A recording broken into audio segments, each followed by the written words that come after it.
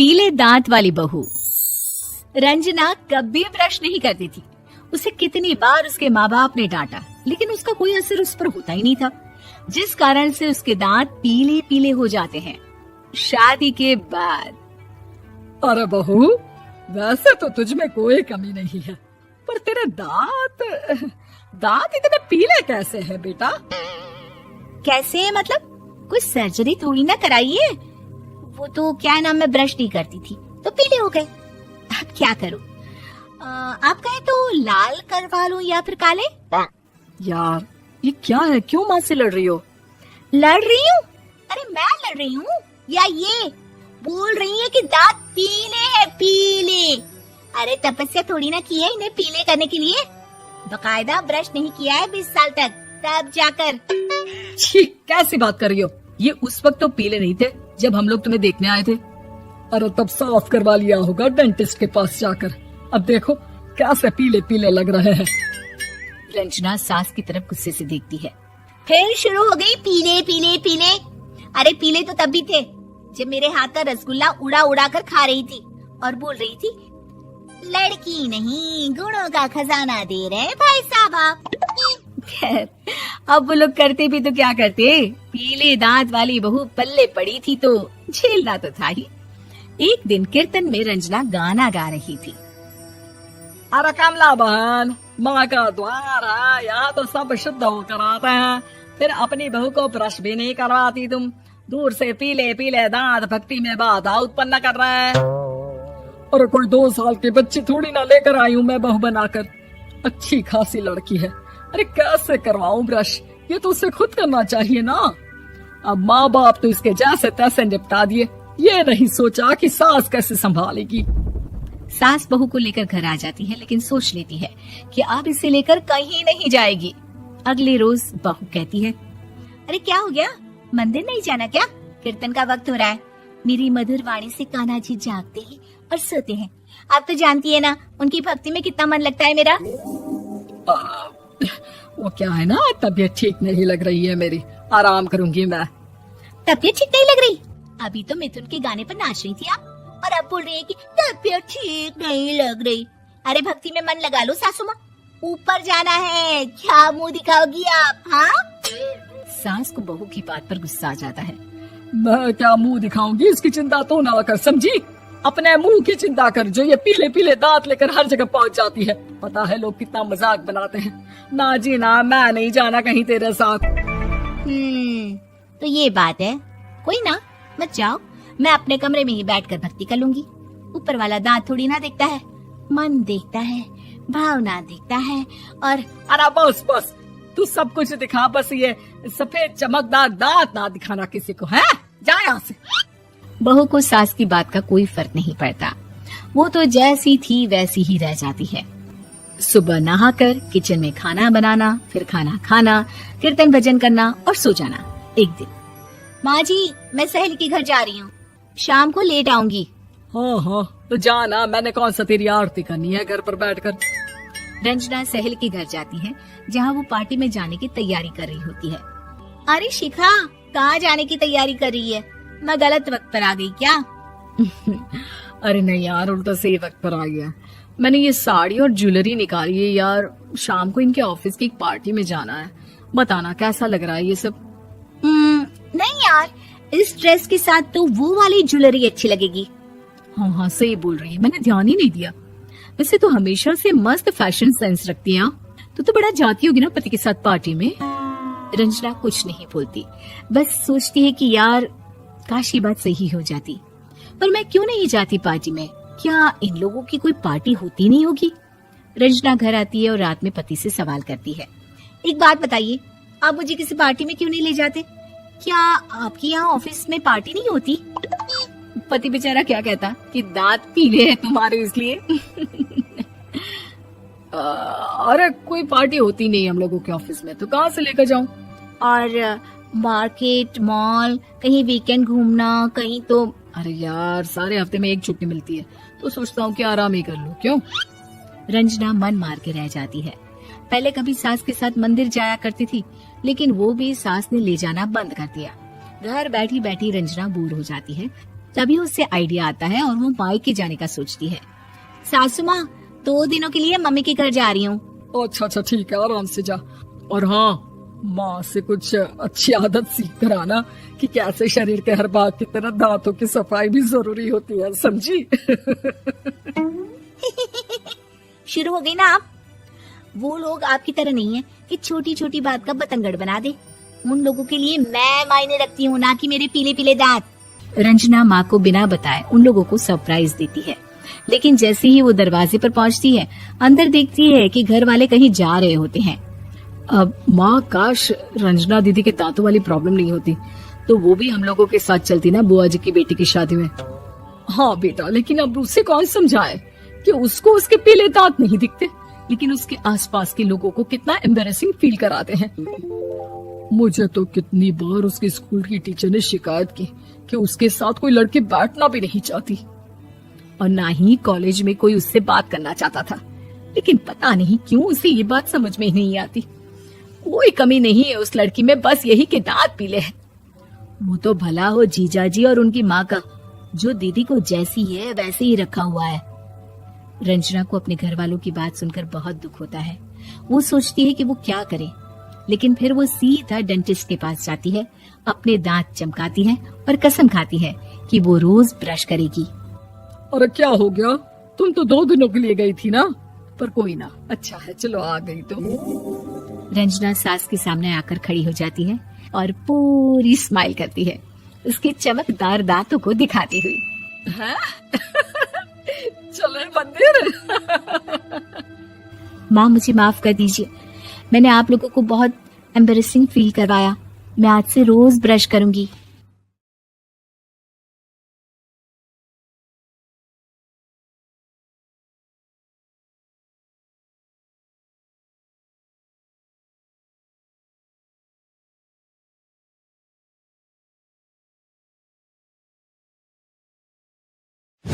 तीन तिगाड़ा काम बिगाड़ा। 3 बहुओं के रवैये से सासू माँ बहुत परेशान थी। दरअसल बात ये थी कि तीनों बहुओं में किसी बात को लेकर अनबन हो गई थी। तब से ही तीनों एक दूसरे से मुंह फुलाए रहती थी। ना कोई सीधे मुंह किसी से बात करती, ना किसी का कहना मानती। पड़ोसी भी इस बात को जानते थे और जाने कैसे कैसे बातें भी करते। इसीलिए सासू माँ ने तीनों बहुओं को तुरंत अपने कमरे में बुलाया। मैं कई दिनों से देख रही हूँ, तुम तीनों अलग अलग सारे काम कर रही हो। ये सब नहीं चलेगा, तीनों को मिलकर ही काम करना पड़ेगा। सास की बात सुनकर एकदम से बड़ी बहू बोल उठती है। नहीं मम्मी जी, मैं इन दोनों के साथ कुछ नहीं कर सकती। मैं इस घर की बड़ी बहू हूँ, फिर भी ये मेरा कहना बिल्कुल भी नहीं मानती। अरे जेठानी जी, जानबूझकर मुझे डबल काम करवाती है आप, और छोटी मुझसे टेढ़े मुंह ही बात करती है। इन दोनों के बीच हमेशा सैंडविच बन जाती है मेरी, और मैं हमेशा आलू की तरह बीच में मसली जाती हूँ। मम्मी जी, इन दोनों को लगता है कि मैं छोटी हूँ तो इनके पैरों तले दब जाऊंगी, लेकिन नहीं, मेरा भी उतना ही अधिकार है जितना इन दोनों का है।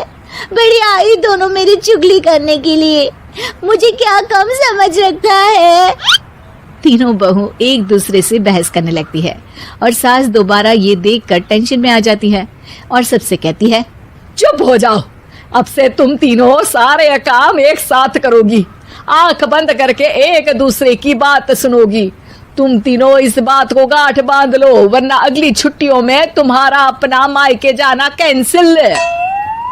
सास की बातें सुनकर डर के मारे तीनों हामी भर देती हैं। जी मम्मी जी, मैं समझ गई। हाँ मम्मी जी, जैसा आप कहें, आप जो कहेंगी मैं वही करूंगी। तीनों बहू सास की बात को गांठ बांध लेती है और वादा करती है कि अब से सारे काम वो तीनों एक साथ मिलकर ही करेंगी। ये सब देखकर सास खुश हो जाती है और वहां से चली जाती है। नीचे जाकर वो देखती है कि घर में शर्मा जी आए हुए होते हैं। सास जोर से आवाज लगाकर कहती है, अरे बहू, जरा चाय बनाकर तो लाना, शर्मा जी आए हैं। सास की बात सुनकर तीनों बहू तुरंत किचन की ओर भागती है और चाय बनाना शुरू कर देती है। मुझे तो एकदम मसाले वाली कड़क चाय पसंद है, तो हम शर्मा जी के लिए मसाले वाली चाय ही बनाएंगे। अरे नहीं दीदी, गर्मी के मौसम में मसाला चाय कौन पीता है? मैं तो शर्मा जी के लिए इलायची वाली चाय ही बनाऊंगी। ये कैसी बात कर रही हैं आप दोनों? मेरी मम्मी ने सिखाया है कि मेहमान को ज्यादा दूध और शक्कर वाली चाय देनी चाहिए, वरना वो घर वालों को कंजूस समझते हैं। तो मैं तो शर्मा जी को ऐसी ही चाय दूंगी। तीनों बहुएं अपने अपने तरीके से चाय में शक्कर, मसाला, पत्ती सब डाल देती है। उबलने के बाद तीनों मिलकर चाय बाहर लेकर जाती है और शर्मा जी और सासू माँ को देती हैं। चाय पीने के बाद शर्मा जी सासू माँ को देखकर शर्मा जाते हैं और शर्मिंदा महसूस करते हैं कि आखिर उन्होंने चाय पीने के लिए हामी क्यों भरी। सासू माँ भी चाय पीना शुरू करती है और कहती हैं, अरे बहू, ये कैसी चाय बनाई है? चाय है या मीठे दूध की बासुंदी? हाँ, चाय अच्छी नहीं लगी क्या? कोई बात नहीं, हम पराठा बनाकर लाते हैं। चलो चलो अंदर। हाँ हाँ चलो। हाँ आती हूँ मैं भी। नहीं नहीं, मेरा पेट चाय नहीं चौपट कर दिया, वही काफी है। पराठे से पोपट नहीं करवाना, मैं तो चलता हूँ। शर्मा जी चुपचाप पतली गली से निकल जाते हैं। अगले दिन सास बहुओं से कहती है, अरे बहू, जाओ जाके ऊपर के गेस्ट हाउस की सफाई कर दो। कल हमारे यहाँ मेरे दूर के रिश्तेदार आने वाले हैं, तो पूरे कमरे को चमका देना, समझी? तीनों बहू सास की बात को मानकर ऊपर सफाई करने चली जाती हैं और तीनों कमरे की सफाई चालू कर देती है। बड़ी बहू मकड़ी के जाले साफ करती है, तो बीच वाली झाड़ू लगाना और छोटी वाली सर्फ डालकर जमीन धोना शुरू कर देती है। अरे दीदी, जिठानी जी, अभी मैंने पूरी फर्श धोई और आप फिर से धूल नीचे गिरा रही हैं। और मछली जिठानी जी, आप भी ना झाड़ू की धूल यहाँ छटक रही हैं। अरे तीनों को साफ करना है, एक साथ सफाई करते हैं ना। अरे वही तो, हम साथ साथ हैं, घर साफ साफ है। तीनों बहू ऐसे ही काम में उलझ जाती है और 2 घंटे तक एक ही कमरे की सफाई करती रहती है। बहुत देर से अपनी बहुओं को ना देखने के कारण सास ऊपर कमरे में उन्हें देखने जाती है, लेकिन कमरे में घुसते ही वो गीली फर्श पर फिसलने के कारण नीचे गिर जाती है। ओरी मोरी मैया, हड्डी मरोड़ के रख दी। आए, मेरी तो कमर ही टूट गई रे। तीनों बहुएं सास को उठाती हैं और बिस्तर पर सुला देती है। अरे मेरे हाथ पैर दर्द कर रहे हैं, दबा दो, आराम मिलेगा। हाँ जी माँ जी। अरे जी माँ जी, जी माँ जी। और तीनों बहुएं एक साथ सास के हाथ को दबाना शुरू कर देती हैं। माँ की तो चीख ही निकल जाती है और नतीजा ये होता है कि सास के बचे हुए शरीर में भी दर्द उठ जाता है। हाय राम, ये क्या कर दिया तुम तीनों ने। अरे मेरी तो किस्मत ही फूटी है कि तुम जैसी बहुएं मुझे मिली। हे भगवान, पूरे शरीर में दर्द बढ़ गया है। अब तो पता नहीं कि चल भी पाऊंगी या नहीं। माफ करो, मुझे गलती हो गई मुझसे कि तुम तीनों को एक साथ काम करने के लिए बोला। सोचा था तीनों मिलके अच्छे से काम करेगी, लेकिन बड़े बुजुर्ग सही कहते थे कि 3 तिगाड़ा काम बिगाड़ा। तुम लोगों ने ये बात ना आज साबित करके दिखा दी। तुम तीनों को तो समझाना यानी मानो भैंस के आगे भी न बजाना है। तुम्हें अकेले अकेले काम करना है ना, तो अब से तुम अकेले ही अपना अपना काम करो। तीनों बहुएं वहां से जाने लगती है। अरे कहाँ जा रही हो? आप ही ने तो कहा कि अपना अपना काम करो, तो मुझे मुल्तानी मिट्टी लगानी है। अरे मुझे भी तो नेल पॉलिश लगानी है। मुझे ना मेहंदी लगानी है। सास अपना सर पीट लेती है और कहती है, अरे मुझे भी लगाना है कुछ। क्या माँ जी? क्या माँ जी? क्या माँ जी? तुम्हारे घर वालों को फोन तुम्हारी हरकतें बताने के लिए।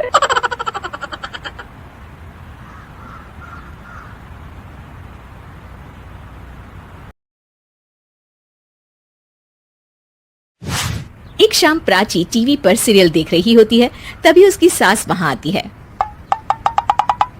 अरे सीरियल में तो ऐसे मग्न है जैसे आज रात का खाना पड़ोसी आकर बनाएंगे। मुझे पता ही नहीं था आपने अपने बेटे की शादी पड़ोस में भी की हुई है। हैं? मतलब? मतलब इस घर में सारा काम बहू ही करती है, आप तो सिर्फ खर्राटे मारती हैं। अच्छा जी, फिलहाल तो तुम आराम फरमा रही हो, चलो जाओ, ये मेरे टीवी देखने का समय है। आहा, इसीलिए मुझे भगाया जा रहा है। सॉरी, अब तो बिल्कुल नहीं जाऊंगी। प्राची की इस बात पर दोनों सास बहू के बीच टीवी रिमोट के पीछे बच्चों जैसे छीना झपटी शुरू हो जाती है, जिसके बीच श्लोक भी काम से घर वापस आ जाता है। हाँ, आज मेरी चूहे बिल्ली की जोड़ी किस बात पर झगड़ रही है? अरे तेरे बीवी मुझे टीवी नहीं देखने दे रही। अरे तुम्हारी मम्मी मुझे खाना बनाने के लिए फोर्स कर रही है। अरे वाह, ऐसे बेतुके रीजन पर तो बच्चे भी झगड़ा नहीं करते। अरे मुझे कुछ मत बोल, सब इसने ही शुरू किया है। हाँ हाँ, जैसे आप तो बहुत दूध की धूली है ना। अरे बस दोनों चुप। प्राची जाओ खाने की तैयारी करो, और माँ तुम छोड़ो, तुम्हें क्या बोलूं, शांति से अपना सीरियल देखो, मुझे दोबारा लड़ने की आवाज सुनाई नहीं देनी चाहिए।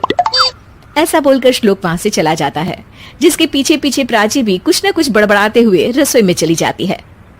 हाँ हाँ, सासू जी को तो कुछ बोलेंगे ही नहीं, बस मुझ पर ही हुक्म चलता है, खाना बनाओ, जैसे मैं इनके घर में खाना बनाने के लिए आई हूँ। इसी तरह शाम बीतती है और रात को श्लोक और प्राची की सास खाना खाकर सोने चले जाते हैं, लेकिन प्राची गुस्से में कुछ खाए बिना काम में ही लगी रहती है। इस घर में किसी को घंटा फिक्र नहीं पड़ता, मैं खाऊं या भूखी रहूं। प्राची कुछ देर के लिए रसोई से बाहर जाती है और जैसे ही वापस आती है तो वहां दूध का भरा ग्लास देखकर हैरान रह जाती है। फिक्र पूरी है, बस दिखाना नहीं है। प्राची दूध पीकर सोने चली जाती है और अगली सुबह एक बार फिर सास बहू का कार्टून नेटवर्क स्टार्ट हो जाता है। ये तुमने ही किया है। अरे अजीब जबरदस्ती है, मैं बोल रही हूँ मैंने कुछ नहीं किया। दोनों ने मिलकर पूरे घर को पागल खाना बनाया हुआ है। यहाँ कोई नॉर्मल इंसान तो रह ही नहीं सकता, इसीलिए अब पड़ोसी क्या रिश्तेदार भी घर आने से कतराते हैं। और सुन बेटे, तू भी चंगा, तेरी माँ भी चंगी, तेरी बीवी भी चंगी, रिश्तेदार। हाँ जी, आपको नहीं पता क्या, गंगाधर ही शक्तिमान है, रिश्तेदार ही। हाँ हाँ, बस समझ गया। कभी जानवरों जैसे लड़ेंगी तो कभी जुगलबंदी करेंगी। भाई मैं आप दोनों के बीच में नहीं फंसना चाहता। सास बहू की इस मन मौजी जोड़ी से परेशान होकर श्लोक अपना सिर खुजलाता वहां से चला जाता है। चलो अब मैं भी कीर्तन में जा रही हूँ। इस पर जैसे ही सास कमरे में अपना पर्स लेने जाती है तो वहां नाश्ते की प्लेट रखी देख मुस्कुराने लगती है और नाश्ता करके घर से बाहर निकलते हुए कुछ पैसे टेबल पर रख जाती है, जिसके कुछ देर बाद सिलेंडर वाला घर आता है। ओ मुरी मैया, मैं सिलेंडर के बारे में तो बिल्कुल भूल ही गई थी। घर खर्च के सारे पैसे भी मम्मी के पास है और श्लोक से बोला तो उल्टा 4 बात सुनाएंगे। प्राची ये सोच ही रही होती है कि अचानक उसका चेहरा चमक उठता है और वो घर में आकर इधर उधर देखने लगती है। तभी उसकी नजर टेबल पर रखे पैसों पर पड़ती है, जिन्हें वो सिलेंडर वाले को दे देती है। ये सब श्लोक देख लेता है। अच्छा बेटे, इतना बड़ा घोटाला, सबके सामने मैं तेरी दुश्मन और पीठ पीछे तेरी मेरी यारी। इस पर श्लोक एक प्लान बनाता है और शाम को सब एक साथ बैठे होने पर बोलने लगता है। माँ, तुम दोनों की बहुत लड़ाई होती है, इसलिए मैं सोच रहा हूँ कि प्राची को उसके घर छोड़ाऊं, इससे वो भी खुश रहेगी और तुम भी। अचानक श्लोक की ये बात सुनकर सास बहू शौक से उसकी तरफ देखती है। अरे ऐसे कैसे घर छोड़ाओगे, मुझे कहीं नहीं जाना। अरे तुमने बोला नहीं पर मैंने सुन लिया, तुम्हें मम्मी के साथ रहना अच्छा नहीं लगता, मुझे पता है। अरे वाह, अरे जब बहू खुद कुछ काम बोले तो वो तुझे सुनता नहीं, और अब जो इसने बोला ही नहीं वो तू समझ गया। जब उसे नहीं जाना तो फिर जबरदस्ती क्यों कर रहा है? अच्छा, फिर आपको मौसी के घर छोड़ाता हूँ। बस अब आप दोनों एक घर में एक छत के नीचे नहीं रह सकती। मैं इस टॉम एंड जेरी की जोड़ी को और नहीं झेल सकता। है? ऐसे कैसे नहीं रह सकते? तुम्हें इतनी दिक्कत है तो तुम्हारा बोरिया बिस्तर पैक कर देती हूँ, लेकिन मम्मी जी कहीं नहीं जाएंगी। बिल्कुल यही सुनना था मुझे। अगर दोनों में इतना ही प्यार है फिर हर वक्त ये लड़ाई का नाटक क्यों करती हो? देखा मैंने कैसे माँ किचन में दूध रखती है और तुम उनके लिए कमरे में नाश्ता रखती हो, और कैसे वो पहले ही तुम्हारी दिक्कत समझकर घर में पैसे रखकर बाहर जाती है। अरे भाई, इतना ड्रामा तो डेली सोप में भी नहीं होता जितना तुम दोनों ने इस घर में फैलाया हुआ है। तू हमें टॉम एंड जेरी बोलता है ना, तो याद कर वो दोनों भी एक दूसरे को बाहर वालों की बुरी नजर से बचाने के लिए हमेशा सबके सामने लड़ते थे, लेकिन अकेले में दिक्कत के समय मदद भी तो करते थे। बस हमारा रिश्ता भी कुछ ऐसा ही है। और वैसे भी अगर सास बहू में तू मैं नहीं होती तो दुनिया वालों को कहानियां कैसे मिलेंगी?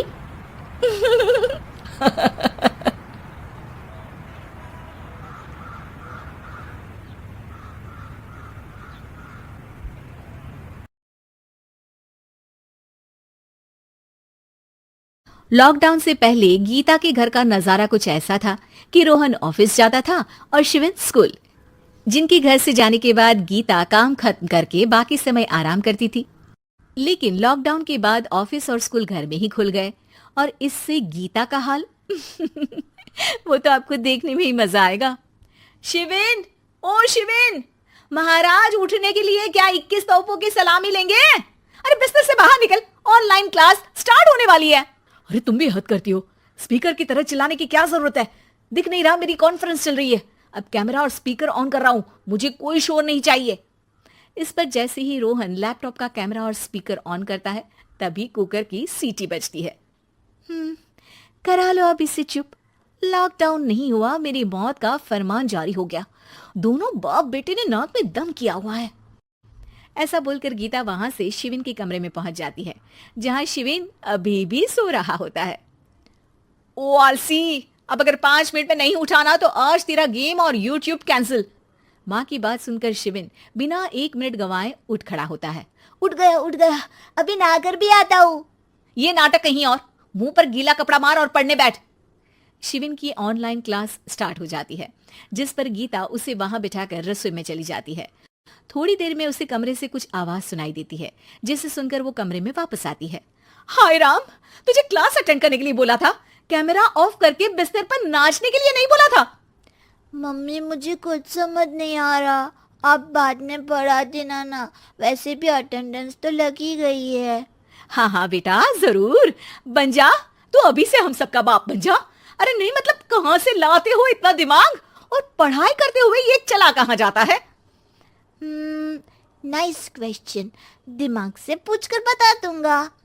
शिविन की बातों से परेशान होकर गीता उसे मारने के लिए जैसे ही आगे बढ़ती है तभी वो कमरे से बाहर भाग जाता है।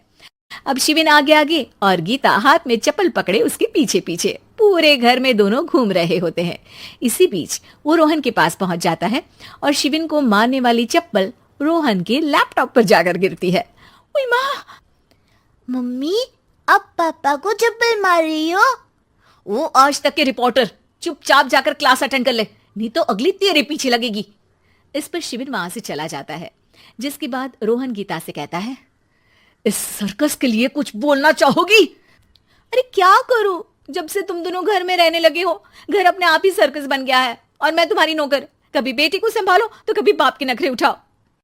इन्हीं सब उथल पुथल में दिन बीतते रहते हैं, जिसमें हर रोज घर के अंदर कुछ नया सियप्पा खड़ा मिलता है, जो ज्यादातर शिविन और रोहन के ऑनलाइन स्कूल और ऑफिस से रिलेटेड ही होता है। एक सुबह, शिविन चल उठ, आज की क्लास जल्दी है। कैमरा ऑफ करके आप अटेंड कर लो। अरे ऐसे छित्तर पड़ेंगे, दादी नानी सब एक साथ याद आ जाएंगी। गीता की लाख मशक्कतों के बाद क्लास तो खत्म हो जाती है, लेकिन उसके बाद शिविन फोन इस्तेमाल करते हुए इंस्टाग्राम रील बनाने लगता है। रसोड़े में कौन था? तुम थी, मैं थी, कौन था? हाँ, मैं गरीब हूँ। अरे ओ गरीब के बेटे, आजा, मैं बनाती हूँ तुझे गरीब। मैं बताती हूँ रसोड़े में कौन था। पढ़ाई करने बोलो तो इनकी माँ मर जाती है, और ये पागलपंतियां जितनी मर्जी करा लो। गीता शिविन को डांट रही होती है, तभी रोहन बीच में बोल पड़ता है। अरे बच्चा ही तो है, इतना गुस्सा क्यों कर रही हो? बेटे का साथ देने की इसी एक कोशिश में अब शिविन के साथ साथ रोहन भी गीता के गुस्से की सूली पर चढ़ जाता है।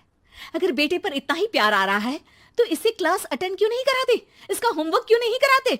उस समय तो बहुत जल्दी मीटिंग आ जाती है, वो काम मैं करूं और यहाँ इस बेफिजुली की चीज में तरफदारी करके बन जाओ महान।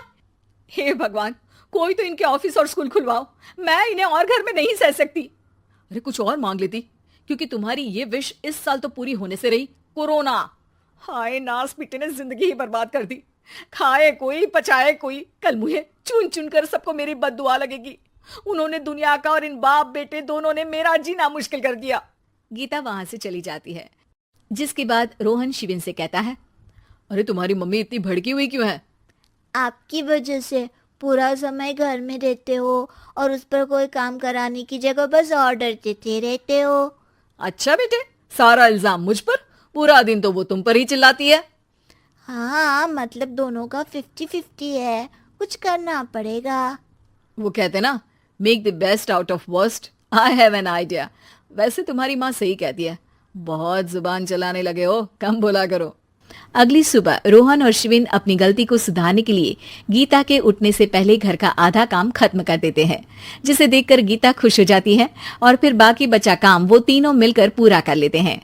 जिसके बाद अब वो सब मिल बांट कर हर काम में एक दूसरे की मदद करते हुए लॉकडाउन का मजा लेने लगते हैं।